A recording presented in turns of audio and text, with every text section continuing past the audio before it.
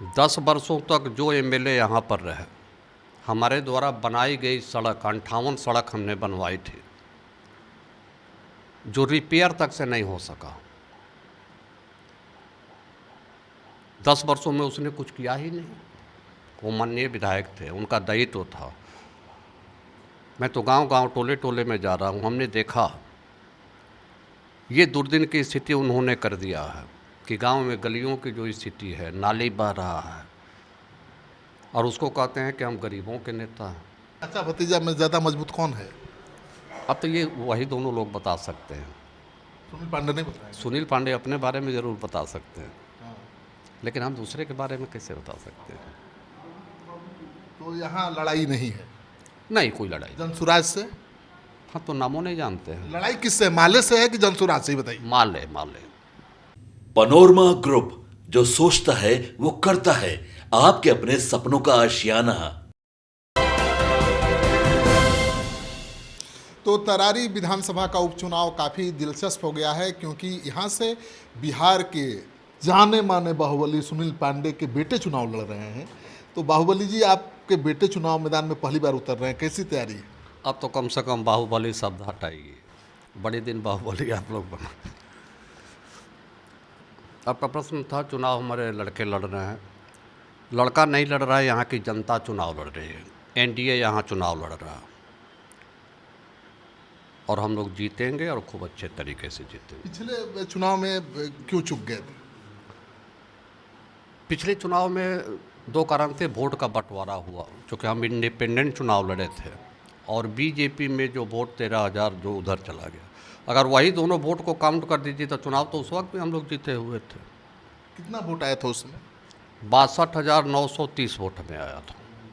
ये तो आपका इलाका है, पीरो तरारी। हाँ बिल्कुल, इलाका मत कहिए, घर घर सब घर अपना है। पहले वाली हालत में कोई बदलाव आया है? पहले था ना एक तरफ कि मालिक की तरफ एक कुछ लोग हैं, तो कुछ लोग रणवीर सेना की तरफ हैं, मतलब किसान। पहले से बहुत बदलाव है। 10 वर्षों तक जो एमएलए यहाँ पर रहे, हमारे द्वारा बनाई गई सड़क 58 सड़क हमने बनवाई थी, जो रिपेयर तक से नहीं हो सका। 10 वर्षों में उसने कुछ किया ही नहीं। वो माननीय विधायक थे, उनका दायित्व था। मैं तो गांव-गांव टोले टोले में जा रहा हूँ, हमने देखा ये दुर्दिन की स्थिति उन्होंने कर दिया है कि गांव में गलियों की जो स्थिति है, नाली बह रहा है, और उसको कहते हैं कि हम गरीबों के नेता हैं। तो अपने मालामाल यहाँ के गरीब जनता जो है फटेहाल, यही उनकी राजनीति है। यहाँ संघर्ष वाली स्थिति नहीं है पहले वाली, जैसे पहले संघर्ष वाली परिस्थिति थी ना, एक तरफ माले था, एक तरफ किसानों की सेना। अब यहाँ पर ऐसा कोई बात नहीं, सब लोग मिलजुल के रह रहे हैं, खूब प्रेम भाव से रह रहे हैं। यहाँ पर ऐसा कोई गोलबंदी नहीं। कोई गोलबंदी नहीं, कोई गोलबंदी नहीं। यहाँ पर कोई गोलबंदी नहीं है। सब लोग सनातन धर्म एक तरफ अपना, सब लोग मिलजुल करके अपना रह रहे हैं, और सब मज़े में रह रहे हैं। कहीं किसी को कोई। आपका भी बड़ा एजेंडा चुनावी है, हिंदुत्व। मेरा चुनावी एजेंडा तो सिर्फ और सिर्फ विकास रहता है। गांव के लोगों का विकास करना, उनके जो मूलभूत समस्या है उसका समाधान कराना, गरीबों को इंदिरा आवास दिलाना। अब बाकी सरकार के द्वारा जो भी लाभ दिया जा रहा है, जिस योजना के तहत, वह घर घर तक पूरी ईमानदारी से पहुँचे, और यही मेरा जो है कर्तव्य है, यही कर रहा हूँ। तो आप एलजेपी में थे, छोड़कर बीजेपी में गए टिकट के लिए ही, या और कोई कारण? नहीं, टिकट के लिए नहीं। बीजेपी में हम इसलिए गए कि हम अपने टीम से, पूरे वर्कर से, सब लोगों से हमने बात किया, और इंडी गठबंधन जिस तरह से हमने देखा कि लोग गोलबंद हो रहे हैं विदेशी ताकतों के इशारे पर, और देश को टुकड़े टुकड़े करने की जो मंशा इन लोगों ने पाल रखी है, तो सारे लोगों ने हमें राय दिया कि नहीं, हम लोग बीजेपी की तरफ चलें। अपने देश को बचाना है, देश की एकता को रखना है, और बिहार तरक्की के रास्ते पर चले। हम लोगों के प्रधानमंत्री भाई नरेंद्र मोदी जी आज विश्व के 5वें स्थान पर हम लोग हैं अर्थव्यवस्था के मामले में। तो तीसरी महाशक्ति हम लोग अपने देश को बनाएं, बिहार को और तरक्की के रास्ते पर ले जाए, इसलिए हमने भाजपा में तो पशुपति पारस भी तो एनडीए में ही थे जब आपने बीजेपी ज्वाइन किया। बिल्कुल थे, लेकिन चूंकि उनकी पार्टी दो घड़ों में बट गई और उनसे जो है बहुत कुछ हो नहीं सकता था, इसलिए हमें बीजेपी में आना मजबूरी थी। चाचा भतीजा में ज़्यादा मजबूत कौन है?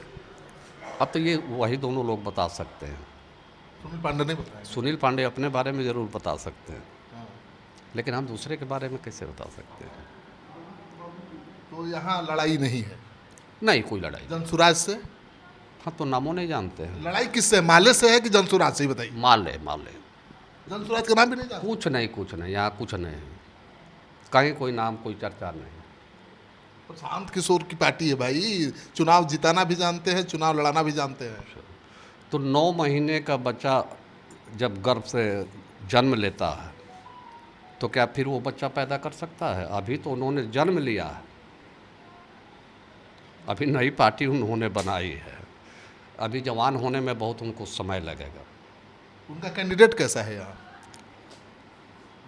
उस गांव के लोग ही कैंडिडेट को नहीं जानते हैं, वो तो उस बाहर हो गए। पंचायत के लोग ही नहीं जानते हैं। सेना के जवान, सेना के अधिकारी जो थे वो तो आउट हो गए मैदान से। दूसरा कैंडिडेट कैसा है? किरण देवी। दूसरे कैंडिडेट के बारे में ही हम कह रहे हैं, जो हमें जानकारी प्राप्त हुई, तो उनके गांव और पंचायत के लोग उस महिला को नहीं जानते हैं, तो दूसरे जगह की बात क्या करेंगे? पहले वाले कैंडिडेट सेना वाले कैसे थे? सेना के उप प्रमुख। अब चूँकि वो पदाधिकारी थे, बड़े अफसर थे, गांव में रहते नहीं थे, कभी गांव के दुख सुख में उन्होंने किसी को कुछ किया नहीं, तो बस सिर्फ एक नाम है कि बड़े पदाधिकारी थे। अब तो दिल्ली में रहने वाले लोग हैं, उनके बच्चे बाहर रहते हैं, तो गांव से उनका बहुत सरोकार नहीं रहा है। आप भी विधानसभा चुनाव लड़ेंगे ना पीरो से? अब हम तो पीरो से लड़े ही थे चुनाव, 4 बार चुनाव जीते हैं। इस बार भी लड़ना है ना?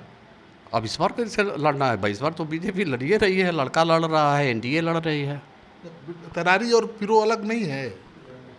नहीं, नया परिसीमन जब हुआ अच्छा, तो पीरो का नाम जो है तड़ारी हो गया। समाप्त हो गया, अब तड़ारी मैं इसीलिए कंफ्यूज था। थी। तो आप चुनाव तो लगातार यहाँ से जीतते रहे हैं, तो सुनील पांडे का नाम भला कौन नहीं जानता है बिहार में। अब इनका बेटा यहाँ से अपनी राजनीतिक पारी की शुरुआत कर रहा है, और पिछला चुनाव भी निर्दलीय लड़े थे, लेकिन फिर भी 60,000-62,000 से ज़्यादा वोट लाने में सफल रहे थे।